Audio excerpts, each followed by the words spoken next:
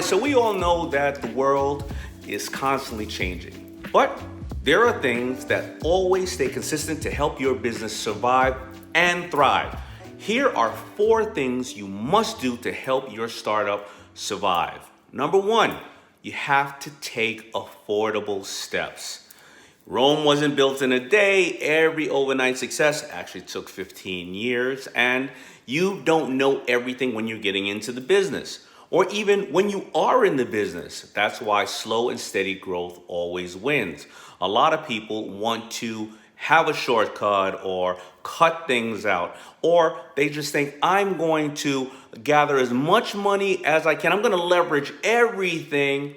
And day one, they have not sold anything, but yet they've invested all their money. Now, while they're figuring out all their mistakes, they're chewing into that money. And then all of a sudden, they turn around and they have 7 years worth of bad credit. They lost all their friends. They spent a lot of time, but now they're really smart, but their education costs them more.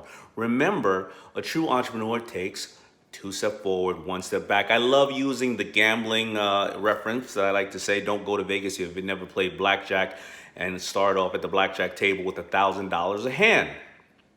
What do you think is going to happen? Well, but if you go to Vegas and you play $1,001 hands, what do you think the outcome is going to be? You're going to learn. You're going to be able to grow. You're going to realize if this is something for you, if this is something that you don't want to do. But no matter what, you will not lose a fortune. You will lose only a little. You know, I closed FUBU down 3 times from 89 to 92. But many may say, well, you closed it down. I say, I restarted it 3 times. Why? Because I only ran out of $500. I could then restart it with another $500. Restart it with another $1,000. So remember, take affordable steps, whether it's in your education. You don't need to necessarily go to a big business school and spend 4 years if you just want to get a quick curriculum, or go and intern someplace, or do whatever the case is, or whether it's with your cash, or whether it's with growing your staff. Don't hire 10 people at the same time. Make sure you hire 1, and then all of a sudden you get to learn from each other, and then hire 2, and then 4, and then 6 and 8.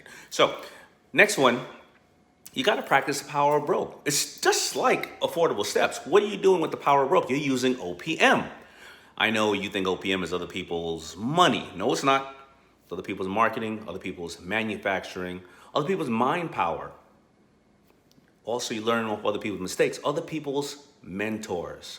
You see, you have a specific skill that nobody else has like you, and does it your way. And you have to tap into that first. That's the power of broke, saying, I don't know if I have money. I don't know if I have friends. I don't know if I have this, but you know what? I'm really smart at this, or I'm really passionate at this, or I look like this, or I look like that, or I'm really fit, or I'm really good cook, or you know what? I'm a magnet and people want to laugh when they're around me, right? You take that skill set over to someone else, because that's the power of broke to you, right? You are going to add value to somebody else. Maybe you come over to a DAYMOND John. DAYMOND John is dyslexic. So I don't like to look at details. I like to look at the details when it comes to numbers, but I don't like to look at details when it comes to contracts or reading or anything. So I brush over them. I make a lot of mistakes, but you love to pay attention to detail. So maybe you say, Damon, you know what? I want to be somebody who's maybe your CPA, or maybe your attorney, or whatever the case. And I have a current business. I'm a practicing attorney. But you know what? I want to get into the entrepreneurial space. So I'm going to donate some of my time to you, Mr. DAYMOND John. And I'm talking about DAYMOND John back in 89, 92, 96, right? Some of the wealthiest people in the world started off at Facebook as interns when they were just fledgling. So your power broke may be that. Your power broke may be the fact that you know how to cook. Your power broke may be the fact that you're a little young boy named DAYMOND John who grew up as an only child. So I learned to want to have people around me, and I never judged them for what they did bad, but I worked on what they did good and said, how can you add value to my life, and I add value to your life? That's the power of broke. I took 10 t-shirts, literally 10 t-shirts, for 2 years, because that's all I had was those 10 t-shirts and that money to make those 10 t-shirts with this name called FUBU on it. And I went to every video set I could. And I went to 40 video sets in those 2 years. And out of those 40 video sets, I got those 10 t-shirts on 10 different video people in just 10 videos. One was a dancer, one was a rapper, and I would take them back afterwards and take them to another video set. So I got kicked off of 30 video sets, but the 10 made my brand a nationally recognized brand because those videos kept playing. And guess what? All I had was 10 t-shirts and I was a waiter in Red Lobster. That's the power of broke. Number 3, you got to innovate. You ever hear on Shark Tank, we say, oh, this is a Me Too product. What does that mean? That means you're making it Me Too. All right, so there's 2 ways to think about that.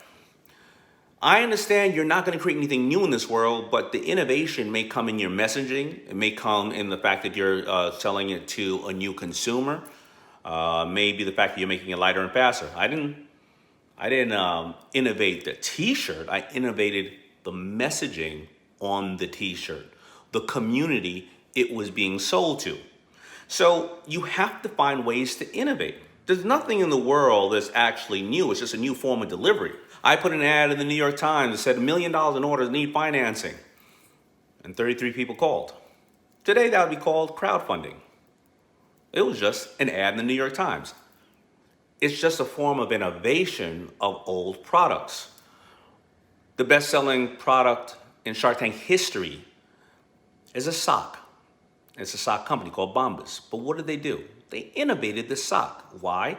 Well, they took the seam out of the toe where it doesn't get up under your toenail, but more importantly, every sock that they sell, pair of socks they sell, they give away a pair to the homeless because they know that the homeless has a big challenge. They're innovating because it's a social cause. And people, when they buy the socks, they buy it and they feel like they are part of changing the world and making the world a better place. They're proud of the company and they're proud of themselves.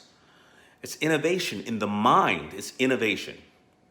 Number 4, communicate and engage with your customers and your employees. You know, you think your customers are the people outside. Your customers are your employees too. They're sitting there and they're getting behind you for a reason. If you don't communicate internally, and that's what they call your culture, right? Internally with your employees. And your employees may be just you. It may be just one other person. Out of the 30 million small businesses in America, 22 million of them are one-man mom and pop shops. But you have to communicate with yourself too. You got to get up in the mirror in the morning and say, here's my why. Here's where I draw the line. This is what I'm willing to put in. This is why I add value to the world, and this is why I add value to my end of the day customers. Then you talk to your customers, and that's your brand. You see, your communication inside the company is your culture. The communication outside to the world is your brand. What are you promising them? Me? When you bought FUBU, I promised you a part of a culture of really cool people. People that started off with this music in the South Bronx and moved to Queens and moved to California and every place else. I promise that I'm going to give you quality. I promise that when you see somebody across the street, you wearing something very similar from the same company and you knew what they were into. That is exactly what you do when you communicate with, number 1, your employees, and then also you communicate with the people you are selling to.